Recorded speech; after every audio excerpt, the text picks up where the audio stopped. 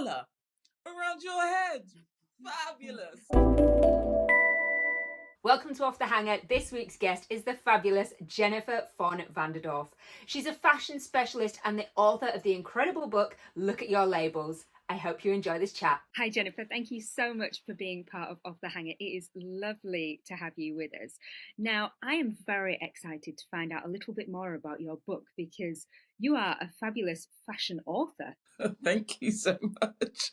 Still a bit, it's happened all so quickly that I forget that I've written a book. So yeah, but I've been in fashion for so many years. It's like I've just taken tidbits of what I've already taken as second nature into a little, I'm calling it a shopping guide, if you will, something you can throw in your handbag if you're not wearing a micro purse, and just take around with you as a reference guide. So as I said, I'm a trained merchandiser and analyst in the fashion industry, which isn't always so sexy, but I'm trying my best to show people it can be. And yeah, almost, let's just say more than 15 years in the industry, working for international brands, in stores, online, retailers. I've had my own fashion brand. I feel like I really have done a 360, working in as a big fish in a small pond, vice versa, really getting, the ugly details of what it's like before the clothes get on the lovely hanger for you to purchase. And so, yeah, I've put it all into this book called Look at the Labels. And it really is just to help the consumer understand fashion a bit better, understand, why brands are marketing things certain ways, how often trends kind of go, and then come back again. And dressing for your body type. Not that you must dress for your body type, but more to explain this is how the clothes are made, and so maybe best suited to certain body types. So you can just feel great in the clothes that you own, and when you go shopping, you know exactly what you're looking for.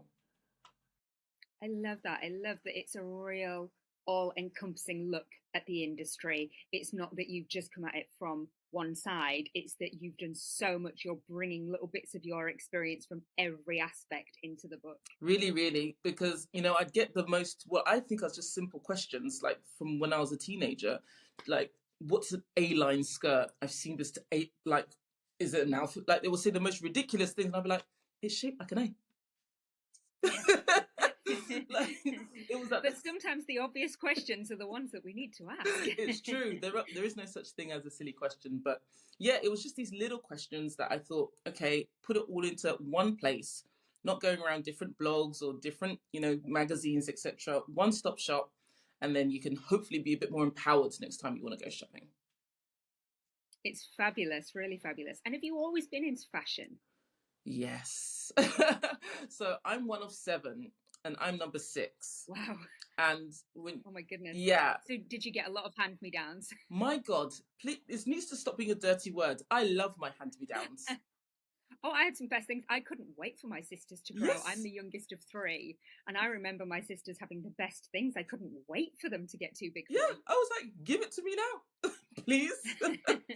So to be honest, we've got 2 lawyers and we've got an engineer. And so my parents were kind of like, do what you want to do. We're done. We've succeeded with the first ones. We don't need to worry anymore. You younger ones can be wild and free with your career choices. Basically. So they say, like, I'm the free-spirited one. Like, Jen, you like fashion. You'll do this fashion thing. Like, it's a super foreign subject to what to do. But yeah, I have been into it from day one. I just, like, my parents... My dad dressed like an English gentleman, and my mum just had this most eccentric, like Nigerian, British, just wonderful style. She mixed prints, she mixed fabrics, she included, her heritage, and I was just like, I want to be like that. So from day one, I loved it. Amazing. So much style inspiration so early on. And do you have an earliest childhood fashion memory? It's the wildest thing, and it actually was, unfortunately, handed down to my little sister. It was a lime green. I'm not even sure. It was lime green, almost acid yellow, and I don't know why this was an appropriate item for a child, but it was a pencil skirt. Oh. Yeah. Okay. But it was like completely spandex, and you literally just slipped it on like a tube top. Yeah. And I would walk around in this thinking I was Naomi Campbell. I thought I was the hottest thing to hit the streets of Southeast London. I just didn't understand that it was such a wild colour. I think I liked the colour. And, you know, it was bodycon. I don't know how it appeared in the house, but I know it was there. How old were you? I was old enough to know better. I was under 10.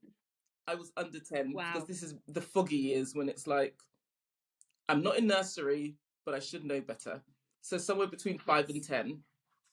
But yes, I wore it. I loved it. As I said, it was a spandex tube. So eventually my female physique started punching through and I had to offload it to my younger sister. And you can even find pictures, I think, if you dig deep, of my younger sister wearing it. So it's literally crazy. That's amazing. Yeah. I love that. What a style statement. And what's the oldest thing you've got in your wardrobe? So there's two things that are super old. One, so I almost every time I visit my mum, I go through her closet. And so absolutely, she sounds like she definitely should. She's a hoarder, and I say that in the most beautiful way because she gave me her hoarding gene. It's a gene, and don't let anyone tell you any different. And so I found this, and it looks like an innocuous vintage bag. So I started learning about Alan Sutherland. Still got the tag on it, but what my mum cleverly does is she stuffs it with newspaper. And so when I said, "Mummy, how old is this handbag?" I said, "Oh, I don't need to know." January 29th, 1988. Wow. Is how old this bag is, almost to the day. And so she never wore it. Wow. And it's a crossbody. In pristine condition with label and everything. Literally made in London. So literally brand new. I love the colour of that. That is incredible. Isn't the colour ridiculous? So I absolutely love it because it's a crossbody, and with the child, usually that I'm carrying one thing or another or him, and you've always got something to go, hands free. And so I love the fact that it's only slightly yellow. It's newspaper in there, but I haven't decided to wear it yet because I just really like the fact that it's got 30-year-old newspaper in there, and it smells like it, you know. But yeah, that's the oldest thing in general that I have. But also, my mother-in-law is a wonderful woman, and she has an immense amount of family heirlooms. And she actually gifted me this on our legal wedding day. I don't know if you can see that. This giant, wow, that's beautiful diamond ring. And it's probably the most beautiful thing I own. And I wear it at the most inappropriate places, like the supermarket, because because I just like wearing fine jewelry. I just really enjoy it, and I like looking at it, and it makes me feel. It could be a plastic ring. It didn't have to be this giant thing, but it does make me feel closer to her, and I do feel this bond because this was her mother's, and in a way, it is kind of going through that generational, gifting, and yeah, I don't know how old it is because I think she bought it in Paris, somewhere fabulous. My mother-in-law is just super fabulous. So her mother, in turn, is equally or even more so. But she did buy it in Paris, and there was a story that went with it. But I was crying so much when she handed it to me. I didn't really hear much of it. So. And now you're at a point where you can't go back and ask because you're like, why were you not listening the first time? What's wrong with you? I was sobbing. Really important moment. My husband might know, but he also might not. But yeah, so these are the very old things that I do now treasure. You see, what you've got to do is be really strategic, and next time you're having a grandchild day, you should say to her, why don't you tell them the story of this ring? And then you can listen in and get all the details. Joe hasn't heard it. Why don't you tell us again? Remind us of this tale. Very good idea. I will absolutely take that advice. What's the piece in your wardrobe that gets the most compliments, would you say? So, controversial one. I didn't wear it because my hair is playing ball with me today. So it's this piece of fabric, which I usually just tie up like a turban. And I have some really immature habits with my hair, as in when I wash it, I'm just not bothered to do anything, so I wrap it. It's just everywhere, and I'm like, no. So if I have to leave the house, I would wrap it up in this turban. And I think because I'm living in Berlin, for them, it's like color around your head. Fabulous. Like, I just get people on the street will just gorgeous. Or we say schön in German. And yeah, if I'm having a low day, I'll put the turban on because I know that it will get a absolutely right. So I do love it. I got it from in East London. You can get a lot of traditional Nigerian fabrics. And when I was at home once, like the story before, I just went, "Mummy, I want to think of you.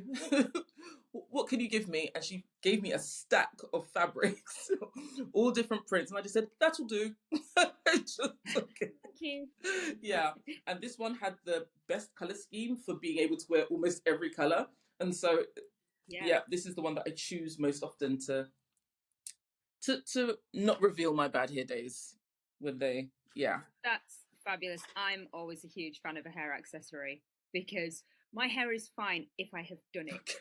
If I've left it, then it is just wild and feral. And so there has to be some sort of hat, accessory, headscarf, just hiding that monstrosity away. Containment is what is needed.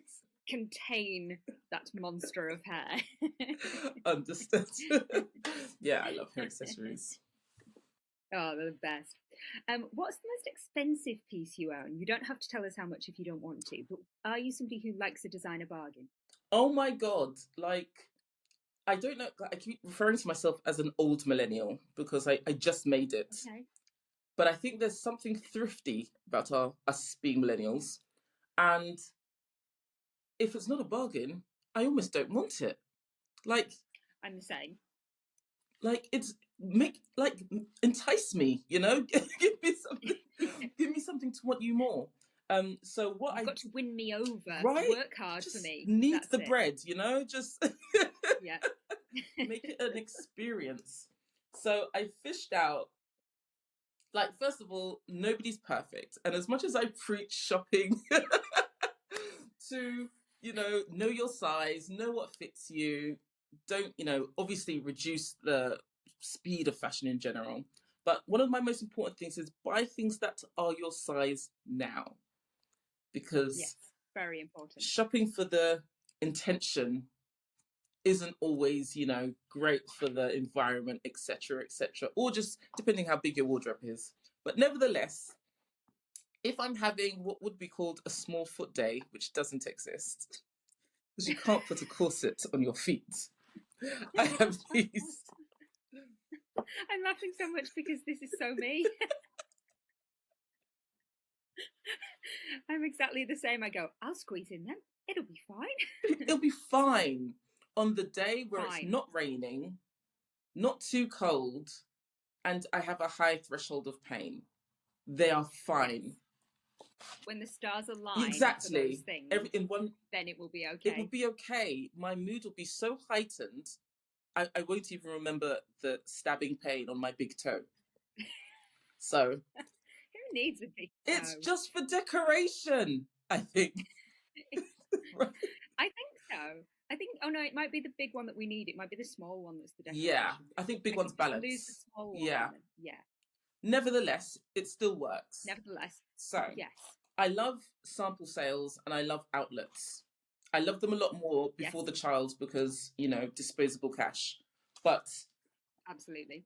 These beautiful Gucci fur-lined boots, suede, hence the no rain, are like my pride and joy that I've worn a handful of times. And so the price is still on the box. Talk about a bloody bargain. There we go. You see that?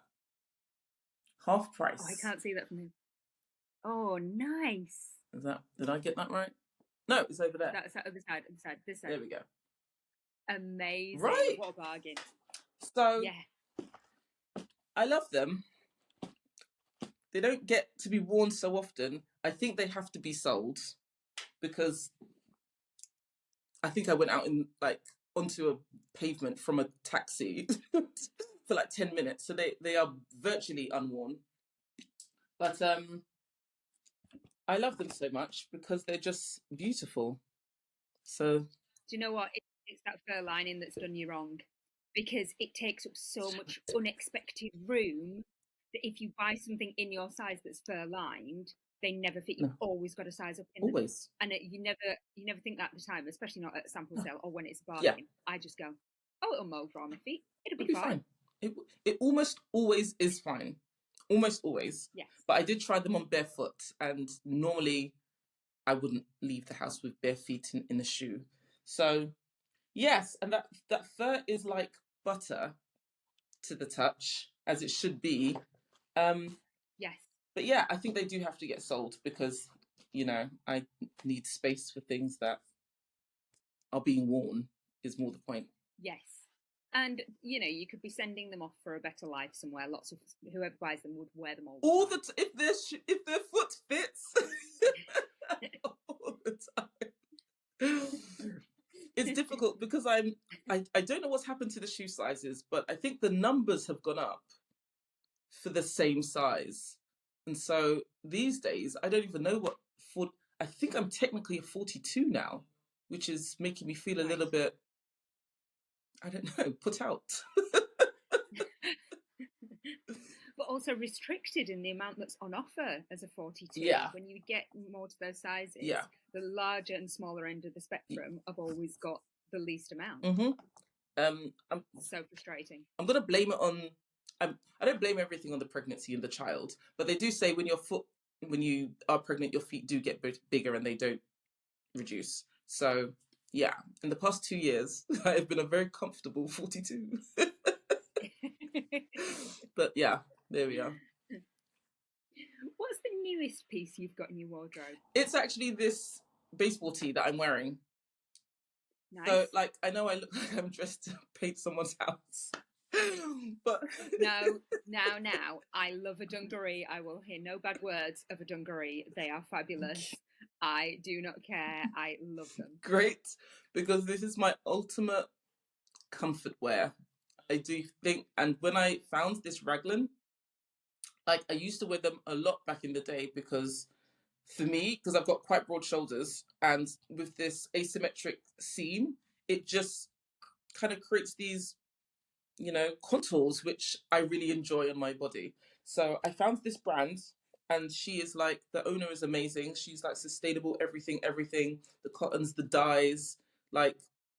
She was just I need to see if I can have my vision and make it the most sustainable ever. And of course, she's a small business. You can't get larger brands just saying, we're going to ditch all those practices for a sustainable way. They'll be out of business in a week. But from the ground up, how she started, it was great. And I'm always one to support where I can, whether it's, buying the product, shouting about the product. But yeah, I found it. And I have a thing about a long body because I make a joke that my bum starts halfway down my back.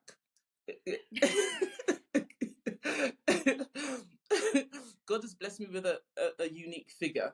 So I need something with a long body to cover the front, but also to get over that giant hump, which generally starts a lot earlier than the average gal.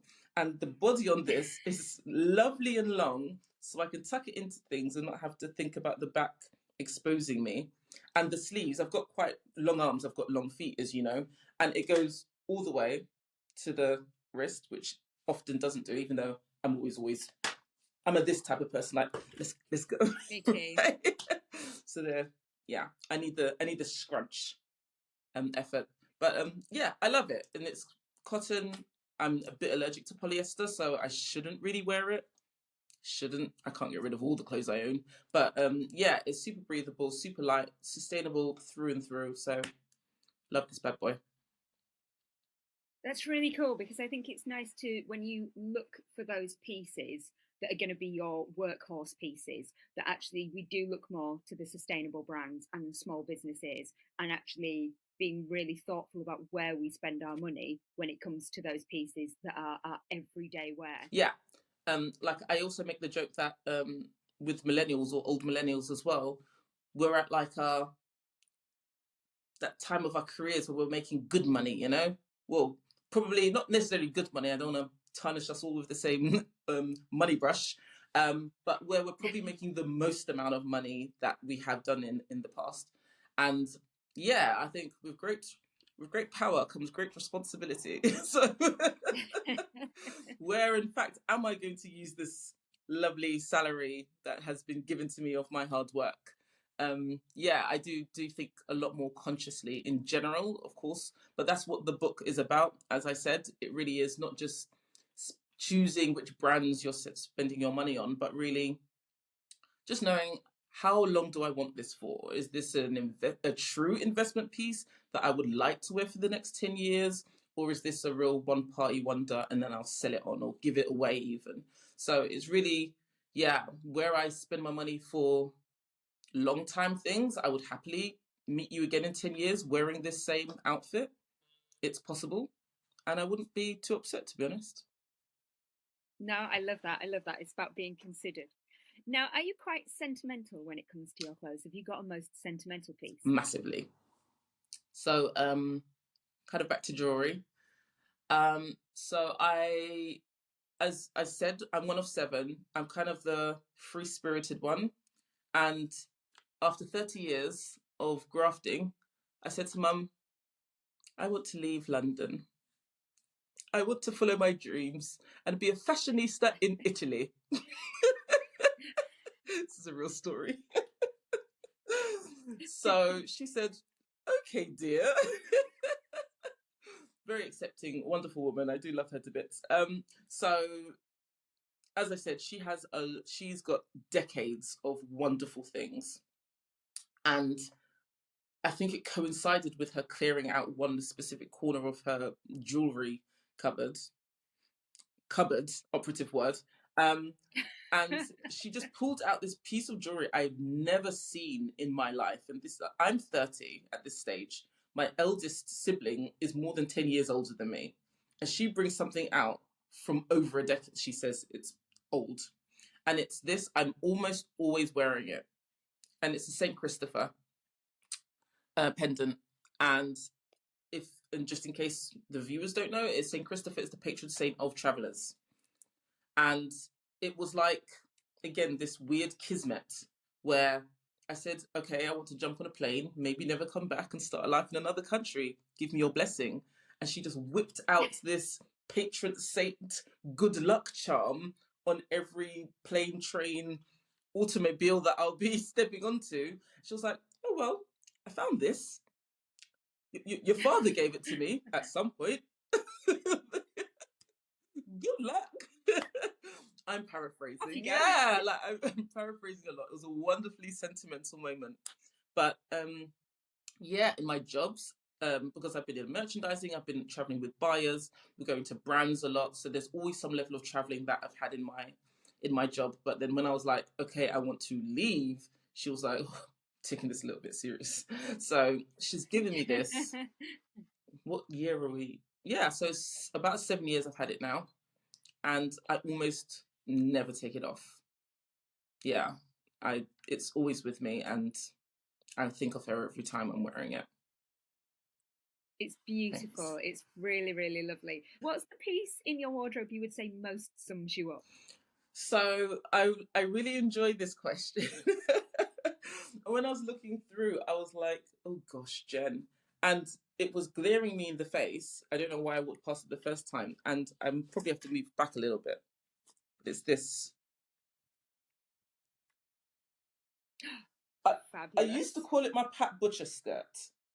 Because But now it's no longer Pat Butcher. It's now every fashionista. Literally, now. We are all a butcher deep down inside. Yep. But I can't even. We're all channeling that Pat. I loved her. The earrings, though. Me too. Earrings. Trailblazer. was our Pat Butcher. Absolutely.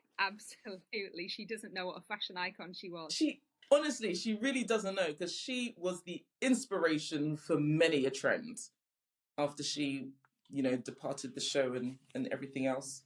But yeah, it's my vintage, it's elasticated waistband. So it's fit me at every size, almost any weather, because it's poly. So I usually wear cycling shorts or cotton tights under it. And yeah, I just think that the print and a good old high-waisted either A-line or just midi skirt, I literally lived in for the past 20 years. I don't know. I used to say that I dressed like an old lady. I used to call myself an OAP. And I used to say, anyone who's got anything that looks like it should be given to an OAP, please let me try it on first.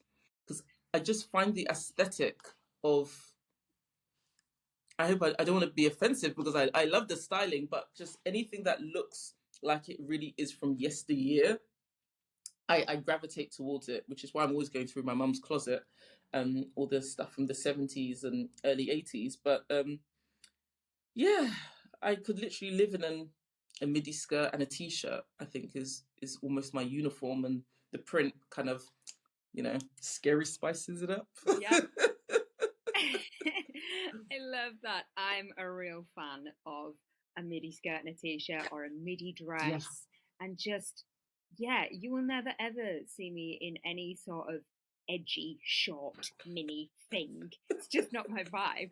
I'm like, no, I'd much rather go into Marks and Spencer's and buy a midi skirt. Thanks very much. I love Marks. Love Marks. My gosh. Now, have you ever had a wardrobe malfunction or a fashion faux pas that you can tell us about? So I almost didn't bring down my entire white collection, but the answer is anytime I'm wearing white. Because, like, there is a line, so I'm a massive Sex and the City fan, and there's a line that Carrie says, she's crying, complaining about her life for one reason. It's like, I'll always be the girl who gets a stain on her white dress, or something like that. And I was like, yeah. White has a shelf life of 3-4 hours with me. Makeup, perfume, food. This was before the child. This was just me. Yeah, absolutely. And then you add a child into the mix, and in my case, I have a dog as well. I'm just destined to always look dirty. Yeah. I don't know why I even consider wearing white. I walked into work once wearing white jeans, and another mother said, "You're brave." And I was like, I don't have the kid this morning. There you go. Pups is bringing him into keto. So yeah, it's just anything from porridge to concealer. Like even this with the white middle, I give it to lunchtime. And that's it. Yeah. I love that because it is me as well. And I always make really bad meal choices whilst wearing pale colours. Who would think that spaghetti is a good idea? But what's wrong with my brain? You know this is going to end badly. Have you got a favourite pair of shoes? I do. But again, they're not the shoes that I wear so often anymore. But when I did wear them, my goodness, you almost didn't see me without them. So I was with a friend. I can't remember what we were doing in central London, but we were, I don't know, talking. And, I can't remember where they're from.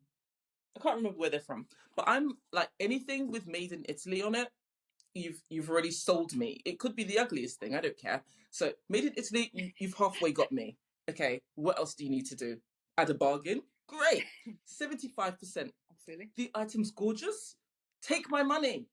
It's like a 3-stage process for me. So we were snakeskin, over the knee, Italian leather, block heel boots. I love a long boot. An over the knee boot, I just adore them. They're such a style statement. They never go out of fashion. They just make any outfit. I think they're fabulous. Never. And with the snake, I don't know if you can see that detail. Yeah. It's ridiculous. Yeah, it's beautiful. So these are my pride and joys. My beautiful calves resisted going inside them, even though there's an elastic to help them through. So I've been waiting till there was enough, less struggle before I tried to put them on again. So that's what's held me back. But I wore them for Milan Fashion Week 2016, I think, when I moved to Italy in my dreams to become an Italian fashionista. And yeah, you can still see pictures of me on Facebook wearing them because I had these itty bitty shorts on. This was when I was I was going through my exercise a lot and be super healthy because I knew I wanted to move and I just wanted to take care of myself. So I'm looking all athletic in general. I have a athletic build, got that from my pops. And so yeah, I'm all short shorts, knee-high boots, little cami vest, just dancing at Milan Fashion Week. I literally thought I was living my dream. I kind of was. And that's my best memory wearing them. And then I soon, in 3 months, moved to Germany. So it's taken me places. But yeah, I do love them. And I will actually, after this show, check if they fit. So I can get some bits out of them. Let me know. They're fabulous. I love those. Now, is there a dream fashion item that you're lusting after? Is there something that's always been on your wish list that you've not got? There is, and I hope it's not a letdown for what it is. But when I knew I was going to get engaged, I was thinking, oh, what hints can I drop about the kind of ring I want?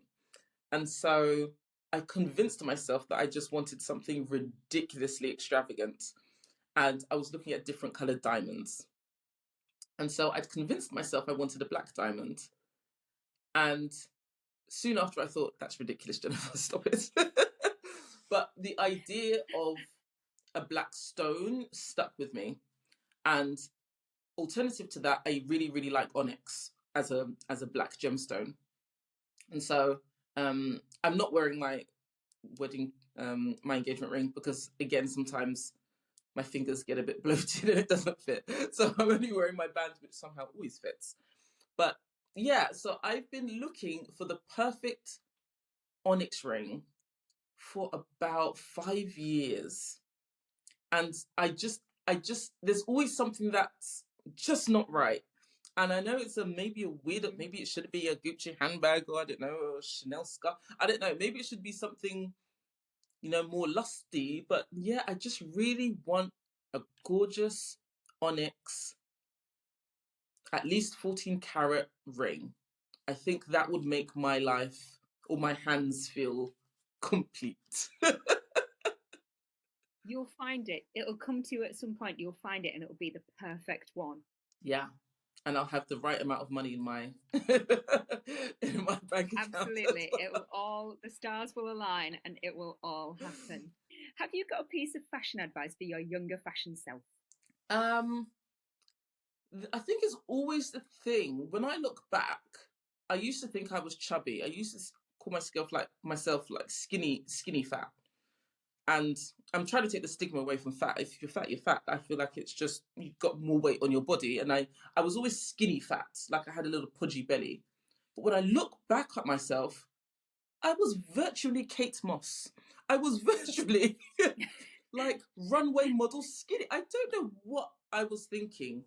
So if I really was to say to my younger self, just, because I would wear things to tuck my stomach in or wear a long sleeve if I thought my arms were chunky, just all that nonsense, and just let it all hang out because nobody cares. Absolutely nobody cares. That is the exact truth. So yep, that is the truth. Definitely it would have been that. Honestly, I was wild back then. Just, oh no, I have to tuck it in. Like, what? Tuck what in? The skin? Silly girl. I love that. I think we all look back at pictures where we thought at the time, oh my God, this was wrong, oh, that was wrong. And you look back at them years later and you go, I was hot to trot. Like, I was on fire. Absolutely. What was I thinking? Why was I not in every crop top ever made? I just, So, yes. Yeah. If only we could tell ourselves that. I do hope for current generations and future generations, we are starting to get a bigger representation of body sizes and types, so people do just embrace whatever they've got rather than always, having to fulfill that quota in their mind of being the perfect thing. Yeah, because it really doesn't exist. And when people say, but then look at my Instagram feed, I'm like, okay, great. Because I get boring and I turn into an analyst and I start saying, how many skinny people are there on your Instagram feed?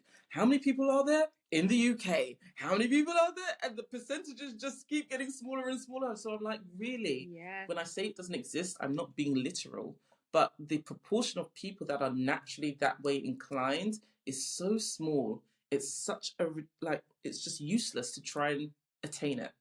Really, really. And also, I work with so many models. I've been styling for years and years. I've worked with so many models. And I tell you now, none of them are perfect. Not a single one. None of them are perfect. In the idea of that one image that you see of them where you think they're perfection, there's always something. Nobody's ever, the perfect thing. So, yeah. Anyway, it has been absolutely amazing chatting with you. You are so much fun. I have loved your wardrobe and all your stories. Awesome. You've been an absolute joy. Awesome. Thank you so much for having me. I've had lots and lots of fun. Well, I hope you enjoyed that episode. If you did, please remember to like and subscribe.